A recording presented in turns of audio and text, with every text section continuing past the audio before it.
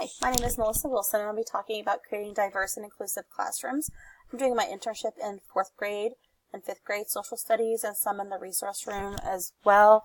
I'm a para, and so I have the opportunity to be in a couple of different grade levels that cover social studies this year.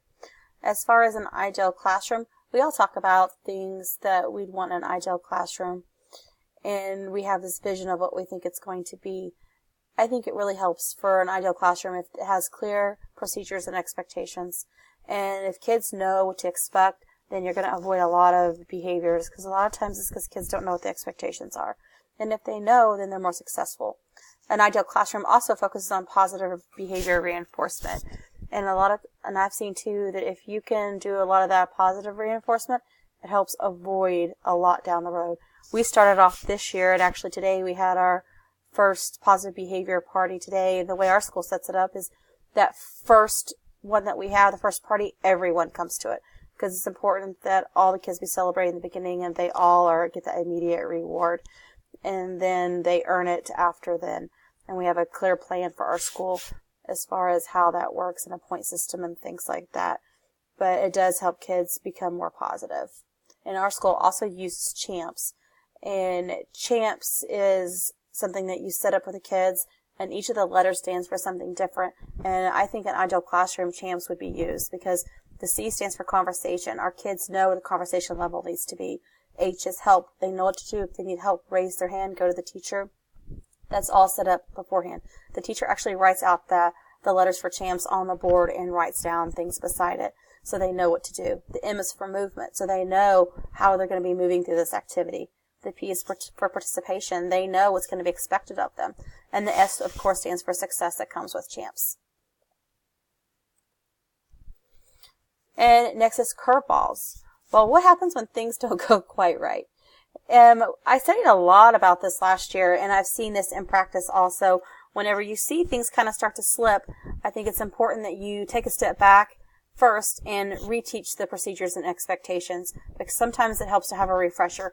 And a lot of people think that we teach all this in the first couple of weeks of class, and a good teacher actually goes and they're teaching procedures and expectations for months into school until it becomes habit. So I think a lot of times if kids start slipping, it's because you didn't spend enough time on that and you need to revisit it.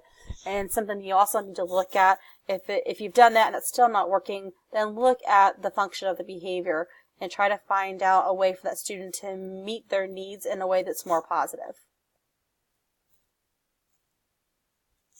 Social issues. This is another thing that we definitely need to talk about. Studies show that children with social difficulties are more successful socially if they remain in an inclusive environment. And so they've studied children who they place in an inclusive environment, and then students are actually pulled into the resource room and the relationships they have in the resource room versus in the classroom. And studies do show that kids are more successful socially if they remain in an inclusive environment. Students with social difficulties are also more accepted by their peers when they're accepted by the teacher. Often students will model whatever the teacher's doing. And so I know we talk a lot about this in education, about relationships matter, but they do. You really have to have those relationships with your kids, and other kids are watching what you're modeling, and it's important. Our school also does what we call a lunch bunch and a breakfast club, and this is where we have a couple of struggling students socially who have lunch or breakfast with a teacher, our school psych, our counselor, and 2 peer models, and help them learn appropriate social interactions with other students. Observations. What I've noticed as far as what works and what doesn't when it comes to these social things. In the Gen Ed room, I have noticed that a lot of times we try to put students by peers to use as models, and this can be a good idea, but we have to also think of the effect it has on the model student. I've seen students who are very, very good students that are used as a model student, and it ends up causing them a great deal of stress and anxiety. And that's not okay. So that's something that we have to understand as well. And in the resource room, things that I've seen that work well in the resource room is I think you get more one-on-one time in the resource room. And so I think you have more time to develop those relationships. And I also have noticed in the resource room, we're more flexible in the resource room than a lot of times with the Gen Ed teacher is. And I think that definitely shows a lot more success And you don't see that flexibility a lot of times in the gen ed classroom. Evidence-based practice. I read through and I looked at the different evidence-based practices that's provided in our book this semester, and the one I had not really heard of is this one called ASSET.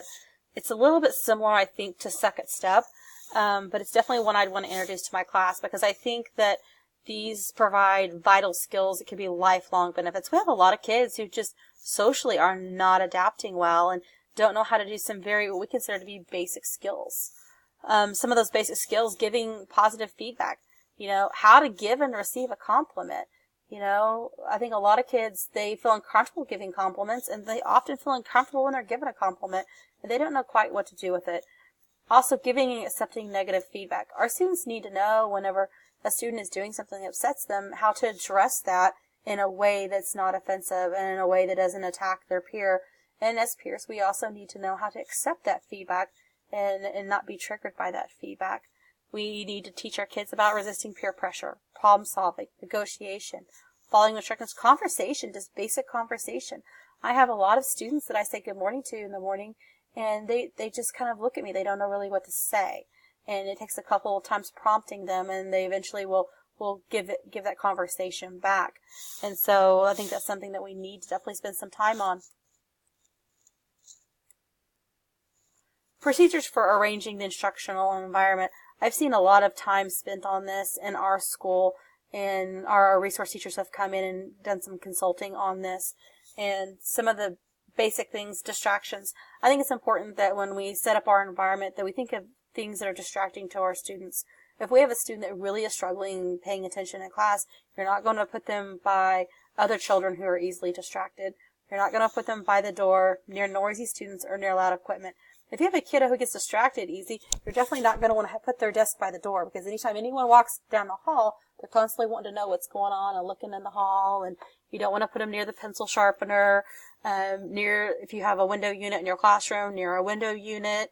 And sometimes you want to put them near the teacher, but not too close to the teacher, or they're often distracted by the teacher as well. Balance and responsibility. I think it's important that we carefully arrange students based on their academic needs and their social needs. I think we spend a lot of time thinking about academics, but not that much about social needs. And we need to place struggling students near peer models. Like I said before, we need to make sure that we're not putting them near a peer model who has a lot of anxiety or just really doesn't do well in those kind of situations. And I think that in a school environment, it's important that we give some responsibility to our students, especially our students who are maybe struggling a little bit socially, and have them do some peer teaching and things like that. I think that that's important.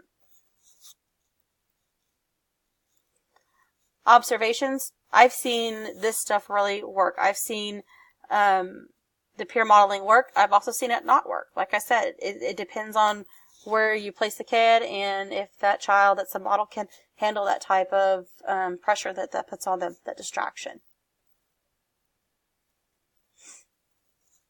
And this again is what we talked about. Now, what I also talked about before that actually does work is the noise things. And something else that we've done this year that I am definitely an advocate of, that we've kind of had some back and forth on, is the flexible seating. We've had great success with flexible seating, and what I have found that really works best is kind of a hybrid of your traditional seating and your flexible seating. Because when we went to flexible seating, we realized that we had some students who didn't do well with flexible seating. They really craved the structure, and they wanted the desk, and they wanted their area. So most of our classes have gone to flexible seating, have gone back to pulling some desks back in the classroom. So, we'll have a couch, we'll have wobble stools, we'll have beanbag chairs, we'll have bar stools, and then we'll also have a couple of different desks sitting in different areas of the room so that kids who don't do well flexible seating have that opportunity as well. I think overall, our kids are going to be more successful if we become more out-of-the-box thinkers. And I think that happens a lot in the resource room. And it's starting to happen more inside the classroom, but it definitely needs to start happening more inside the classroom. And that's the end of my presentation. Thank you.